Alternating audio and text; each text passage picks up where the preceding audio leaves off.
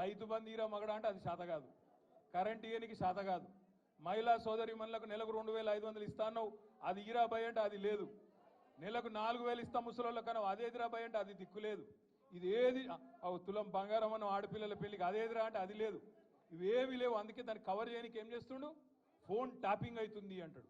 ఏడైతుందిరా భయ ఏమైతుంది బయట పెట్టంటే మనకు చెప్పాడు, యూట్యూబ్లకు లింకులు ఇస్తారు, యూట్యూబ్లకు మీడియాలకు లింకులు ఇచ్చి వీళ్ళ ఫోన్ ట్యాప్ అయింది, వాళ్ళ ఫోన్ ట్యాప్ అయింది, ఇదైపోయింది అదైపోయింది. చెయ్యి, నీ చేతులు ఉంది కదా అధికారం, ఏం చేస్తావు వచ్చేయి, అద్దంటారు ఎవరన్నా. ఏమన్నా తప్పు జరిగితే విచారణ చేయి, మేము అద్దంటలేం కదా. ఎక్కడెక్కడ తప్పులు జరిగినో ఎవరు తప్పులు చేసినరో వాళ్ళ మీద చర్య తీసుకో. భయపడతాం, ఎవడు కూడా ఇక్కడ భయపడ్డాడు ఎవడు లేనే లేడు, నువ్వు ఎంటిగా కూడా వీకలేవు అనే మాట కూడా నేను విజ్ఞప్తి చేస్తా ఉన్నా. ఓదికు ఇసుక దందా, ఓదికు రైస్ మిల్లర్లను పిలిచి బెదిరించుడు, ఓదికు క్రషర్లను పిలిచి బెదిరించుడు, ఓదికు బిల్డర్లను పిలిచి బెదిరించుడు, మాకు పార్లమెంట్ ఎన్నికలకు పైసలు కావాలి, ఢిల్లీకి కప్పం కట్టాలి అని 2000 కోట్లు ఇప్పటికే మెల్లగా జమ చేసుడు.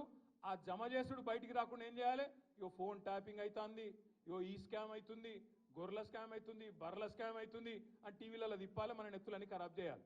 అసలు కథ ఏంది, కిందనేమో ఇసుక స్కామ్లో ఒక మంత్రి దొరుకుతారు, ఇంకో దగ్గర రైస్ మిల్లర్లు ఇంకో మంత్రి బెదిరిస్తాడు, ఇంకో దగ్గర క్రషర్ల మీద దాడులు చేసుకుంటా అక్కడ పైసలు వసూలు చేస్తారు, ఇక్కడ బిల్డర్ల మీద దాడులు చేసుకుంటా ఇక్కడ పైసలు వసూలు చేస్తారు. నేను అడుగుతున్నా రేవంత్ రెడ్డి, హైదరాబాద్ పరిధిలో ఇలా నువ్వే మున్సిపల్ మంత్రివి, నేను ఇదివరకు మొన్నటిదాకా నేను డిసెంబర్ దాకా నేను మంత్రిగా ఉంటి కాబట్టి నాకు తెలుసు డిపార్ట్మెంట్లో ఏం జరుగుతుందో నాకు కూడా తెలుసు. ఇవాళ నేను అడుగుతున్నా, గత 3 నెలలుగా హైదరాబాద్లో బిల్డింగ్ పర్మిషన్లు ఎందుకు వస్తలేవు, ఏ కారణం చేత బంద్ పెట్టినావు, బిల్డర్లను పిలిచి బెదిరించి మీరు పైసలు కడితేనే పర్మిషన్ ఇస్తా అంటున్నమాట వాస్తవం.